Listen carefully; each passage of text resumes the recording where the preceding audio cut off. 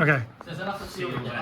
Hi guys, Roos here. We're with Devon, who's got the first place here at the locals today. Playing, what are you playing today? Melodious. Melodious. Winner beating Tillemans, myself in the finals. Not such a fun game, even your match sucks, but played really, really well. Yeah, anything you want to say before the video? I'm still learning the deck. Deck's like a hand trap approach, so I might mess around with different bot cards, different non-engine, but it's fairly standard. It's a very good deck, to be fair. Okay. Alright, let's see what you got. The main starter is triple refrain, so that's your main normal summon of the deck. Has the effect to add a Melodious on summon. Yep. So usually you're searching this. So usually this plus any Melodious is combo. Hard opening it helps you play through hand traps. So this is one card combo, gets you your full board of like the DD Crow, the bounce, and the entire area. Loses to Nib, but it's your main one card combo. Alright, alright. You've got to play 2 of these. So it's your second normal summon. Sometimes it can suck to draw, but you need to play 2. You need 1 in deck at all times for the link. So if you draw 1, you want 1 in deck. It can help you play through Nib sometimes if you draw this plus like one of the spells. And then play 3 of the extender. So this effect to gain attack comes up quite a bit, but mainly it's because it's not once per turn to summon itself. So you can open as many as you want, or you can keep adding it back, specialing it. Basically, if you get stopped, you make the link 2, and this is just another way to extend into the 2, more engine. Okay. Then got another extender, it's cannon, so same thing, except it is hard once per turn, that's why you only play 1. But it is a level 4 for Baguska, so if you get shifted, the idea is to normal this, search this, make Baguska pass. Plan B. Yeah. And then we got 2 of the bricks that you have to play. So usually summoning this from deck, usually summoning this via the link 2. It's the main part of your board. So your board's basically DD Crow, bounce for 3 or 4, and usually untargetable. So it makes it so that you can just kind of hold on to your disruption, so you don't play into talents. You can wait until they make a full board and bounce everything. So it's kind of like how Pearly plays Pearly Noir. You just kind of sit there, you wait for your opponent. Oh, that DD Crow for free is a killer, as I found out today. So that's the main monster lineup. Cool. And then onto the spells, so we got, this is the one off that you need to play. You need to play it for the scale, has the effect of fusion summon. Also lets you draw. It's a bit of, I'm playing Prosperity, so you've got a bit of a restriction with the draw, but usually you just recycle it later. But Yeah, I assume you're only playing the Prosp anyway when you really want to dig. yeah, so if I really want to dig for like a D barrier or something, it's like siding. Or an evenly matched. Or an even, yeah. Yeah, no salt. And then the best card in the deck, Branded Fusion. Branded Fusion at home. It's not once per turn, so if they ash one and you have a second one, you can just do it again. That's nasty.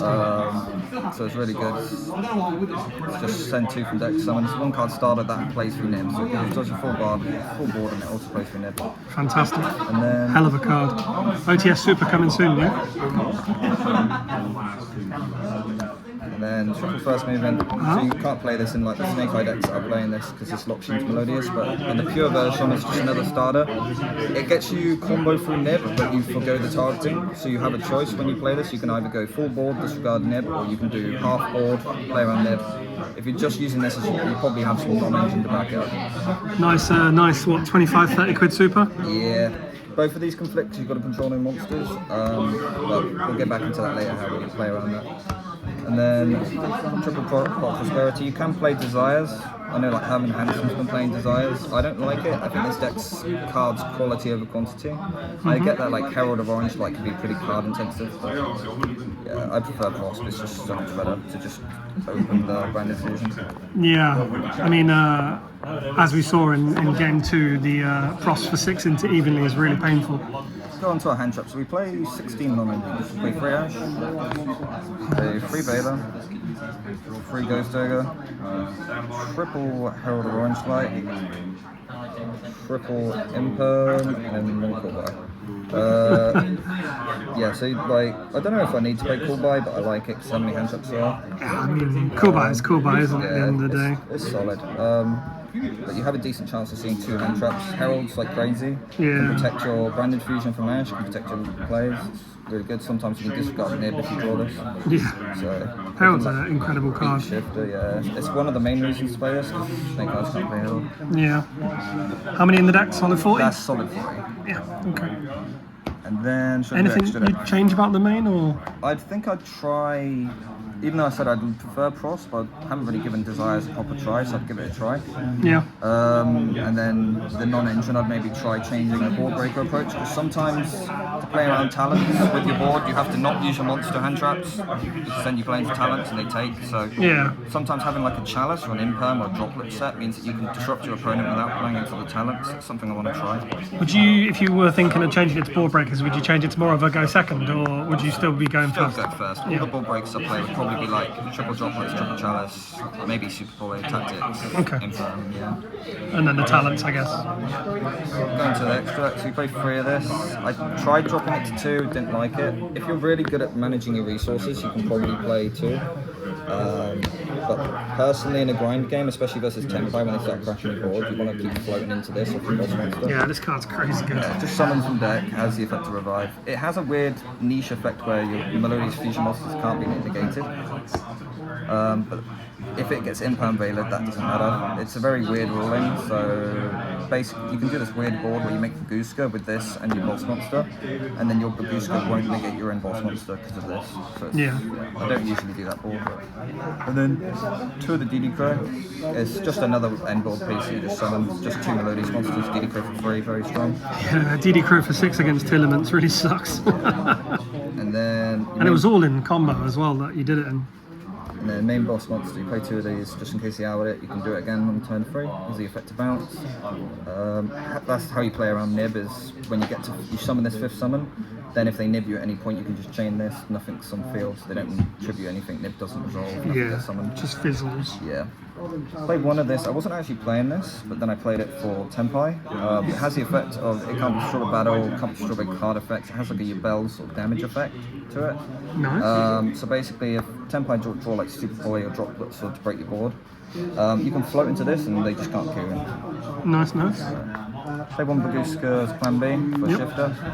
Play 1 gravity controller. This basically you summon this in the extra monster zone. So if you activate the fusion spell and it gets imperm veiled, you can just turn this into gravity controller, use the effect to reborn from grave, and you can still do somewhat of a combo. Okay. Played 2 of the link. It's very strong. This is one of the specials from deck. Yeah, this got 1 special 2 from deck. This would be the part where you would maybe nib, because it has to summon to the arrows, and they have to be different levels. So if you Ghost Ogre this or nib this, it won't resolve. So usually I'm summoning it later, and that's how I get to my inboard piece, but sometimes you use it to push through disruption. That card's really, really, really good. Play 1 SP, it's just SP, removal. yeah. This is another form of removal that doesn't take up your battle phase. It's just 2 fairies, you tribute yourself, pop a card. It's actually an out skill drain, and I actually used it to out Plasma just now. So Nice, nice. and then play 1 of this guy. He's hell like a is new that? card in Legacy of Destruction, I believe. So he's just banish himself, or you banish a reptile, usually himself, target an opponent's monster. It changes its attack, and then you draw a card. So how basically all your spells work is you've got to control no monsters. So sometimes in simplified game states, you're like normal a hand trap, make this, banish it, draw, and now you control no monsters, and now you can use the branded fusion or the summon from deck. So Nice, nice. and that's also why this works, because it just removes itself from the field. Anything you would change in the extra deck at all, or? I wanted to fit Typhon, but I don't think I ever summon it. But I would like to fit Typhon somewhere. Maybe I can take out 1 link too, I'm not sure yet. And then the side deck is Ripple Evenly matched. I actually really like this for the mirror. Your deck plays Prosp, so post siding you can dig for this, which I did. And then in the mirror, basically if they use the Atoll effect end face, you just bounce everything that comes back in end face. So it's really good in the mirror. I play triple roll, just because our Locus plays a lot of combo decks, so sometimes a lot of Chimera as well that have switched over to like heavy search decks. Yeah. Triple D barrier. So this is obviously very premier going first card. The only deck it doesn't really hit is Snake Eyes, but this matchup's pretty good into Snake Eyes to be fair. So I side this going second into Tempai as well, because they might just heat wave you or shifter you, and then you just do the same to them. Yeah, exactly. Yeah. And then Well, they can play the Link OTK builds now. yeah. So it's, But you pick your poison, don't you? it's good if you go first or second. If they're playing like Cash Engine, this can be worse, but Yeah. it's what I'm doing at the moment.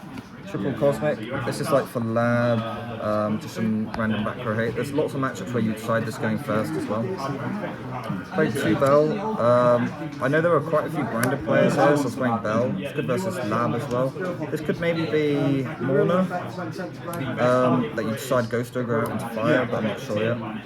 And then I played one of this. So this is like, Aria says non-targeting. This is the same thing, but everything can't be destroyed by card effects. So you only side, because this is a brick, I only side this into Chimera. Like, pretty much. Like Chimera, or like decks that have random destruction effects. Yeah. Did it versus Solomon, like game 2 and went first. Some of the anti-targeting. You can main deck it, I just don't want to play brick. Because the other Aria is normal summonable, whereas this is level 5, so you can't normal summon it. Is there anything that you would change in the side deck? Probably just the bells, and obviously if I was playing at an event I might not do this, but I just know there's like 3 to 4 Chimera players here. So. Okay, cool. Anything else to say? No, that's very good. Well, congratulations and thank you.